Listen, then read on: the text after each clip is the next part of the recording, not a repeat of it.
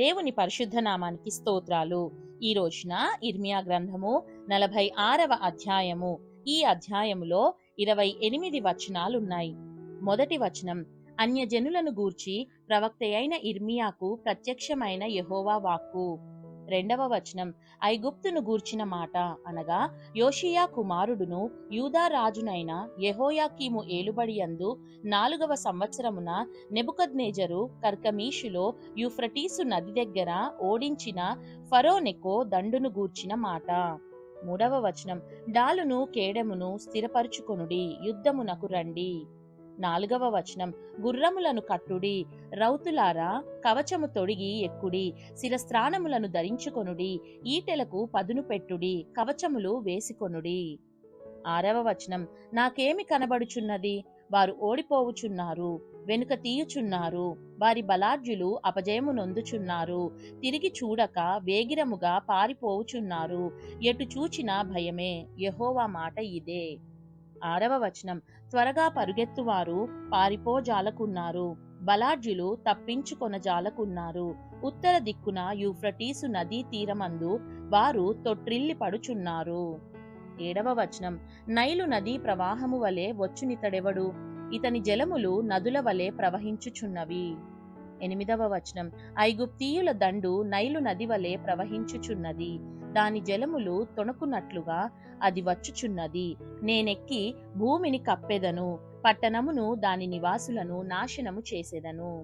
9వ వచనం, గుర్రములారా ఎగురుడి, రథములారా రేగుడి, బలాఢ్యులారా బయలుదేరుడి, డాళ్లు పట్టుకొను కూషీయులును పూతీయులును విలుకాండ్రైన లూదీయులును బయలుదేరవలెను. 10వ వచనం, ఇది ప్రభువును సైన్యములకు అధిపతియునగు యెహోవాకు పగతీర్చు దినము. ఆయన తన శత్రువులకు ప్రతిదండన చేయును. ఖడ్గము కడుపారా తినును, అది తనివి తీరా రక్తము త్రాగును. ఉత్తర దేశములో యూఫ్రటీసు నది యొద్ద ప్రభువును సైన్యములకు అధిపతియునగు యెహోవా బలి జరిగింపబోచున్నాడు. 11వ వచనం, ఐగుప్తు కుమారి కన్యక, గీలాదునకు వెళ్లి గుగ్గిలము తెచ్చుకొనుము, విస్తారమైన ఔషధములు తెచ్చుకొనుట వ్యర్థమే, నీకు చికిత్స కలుగదు. 12వ వచనం, నీకు సిగ్గు కలిగిన సంగతి జనములకు వినబడెను, నీ రోదన ధ్వని దేశమందంతటా వినబడుచున్నది, బలాఢ్యులు బలాఢ్యులను తగిలి కూలుచున్నారు, ఒకని మీద ఒకడు పడి అందరూ కూలుదురు. 13వ వచనం, బబులోను రాజైన నెబుకద్నెజరు బయలుదేరి వచ్చి ఐగుప్తీయులను హతము చేయుటను గూర్చి ఇర్మియాకు ప్రత్యక్షమైన యెహోవా వాక్కు.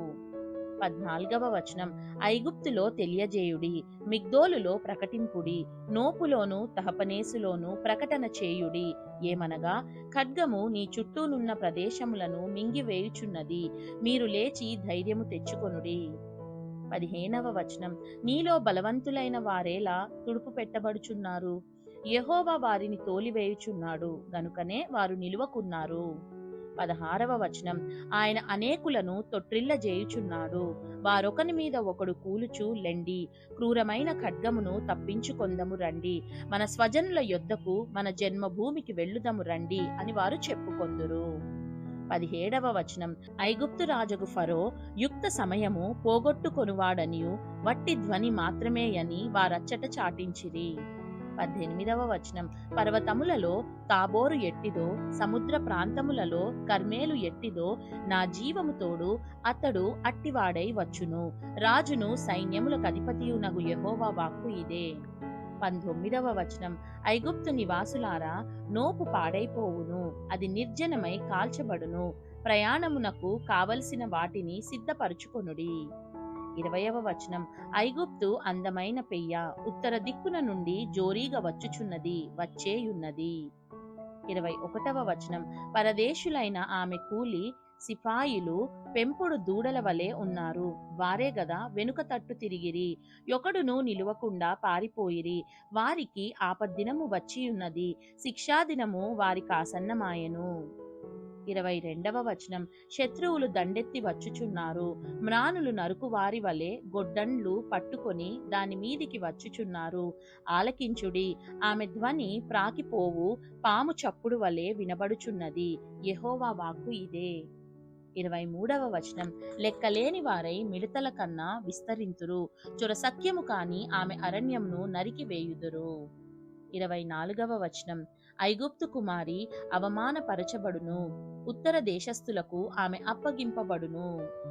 25వ వచనం, ఇశ్రాయేలు దేవుడును సైన్యములకు అధిపతియునగు యెహోవా ఈలాగు సెలవిచ్చుచున్నాడు, నోలో నుండు ఆమోను దేవతను, ఫరోను ఐగుప్తును దాని దేవతలను దాని రాజులను, ఫరోను అతనిని ఆశ్రయించు వారిని నేను దండించుచున్నాను.